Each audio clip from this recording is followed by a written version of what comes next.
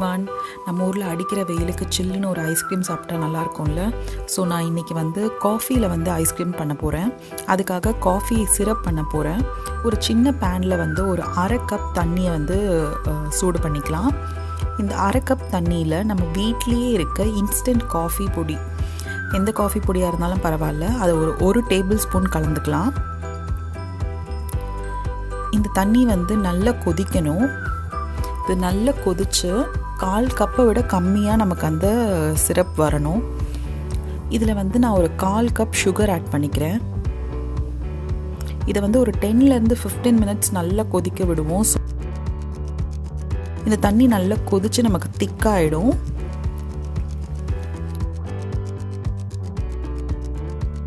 இது ஒரு 15 மினிட்ஸ் கொதிச்சதுக்கப்புறமா இதை நம்ம வந்து ஃப்ரீசரில் வச்சு நல்லா ஆற வச்சுக்கலாம். இப்போ ஐஸ்கிரீம்க்கான பேஸ் செஞ்சிடலாம்.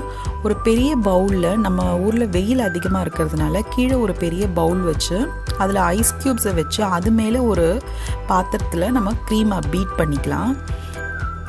இப்போ நான் வந்து ஒரு கிளாஸ் பவுல் எடுத்திருக்கேன். பீட்டரில், எலக்ட்ரானிக் பீட்டரில் நான் இன்றைக்கி வந்து அந்த க்ரீமை அடிக்க போகிறேன்.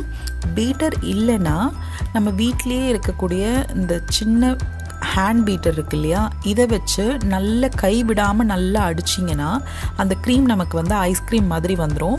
பட் நல்ல ஒரு 10 மினிட்ஸ் கிட்ட நம்ம வந்து கைவிடாமல் அடிச்சுக்கிட்டே இருக்கணும். இப்போ நான் வந்து எலக்ட்ரானிக் பீட்டரில் இந்த க்ரீமை நல்லா அடிக்க போகிறேன். நான் இன்றைக்கி 1 கப் வந்து ஃப்ரெஷ் க்ரீம் எடுத்துருக்கேன்.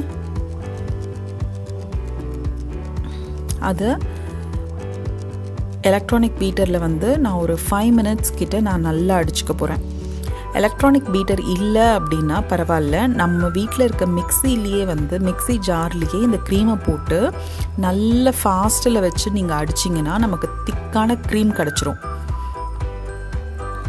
அந்த க்ரீமையும் நீங்கள் வந்து ஐஸ்கிரீமுக்கு யூஸ் பண்ணிக்கலாம். இந்த மாதிரி ஆஃப் திக்காக ஆனதுக்கப்புறமா இதில் நான் வந்து சுகர் ஆட் பண்ணிக்கிறேன், அரை கப்.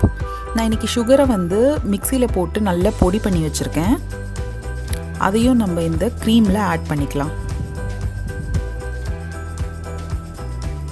கொஞ்சம் கொஞ்சமாக இந்த சர்க்கரை அதில் சேர்த்து நம்ம அந்த பீட்டரில் அடித்து விட்டுக்கலாம்.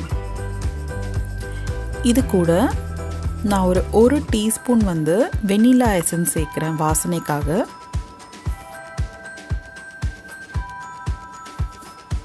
அதையும் சேர்த்து நம்ம நல்லா கலந்து விட்டுப்போம்.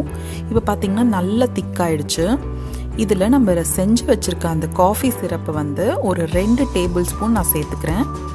சேர்த்ததுக்கப்புறமா நம்ம அந்த பீட்டர்லேயே இன்னும் ஒரு வாட்டி கூட நல்லா அடித்தோன்னா அந்த காஃபி ஃப்ளேவர் வந்து அந்த க்ரீமில் எல்லாத்துலேயும் சேர்ந்து நல்லா திக்காயிடும்.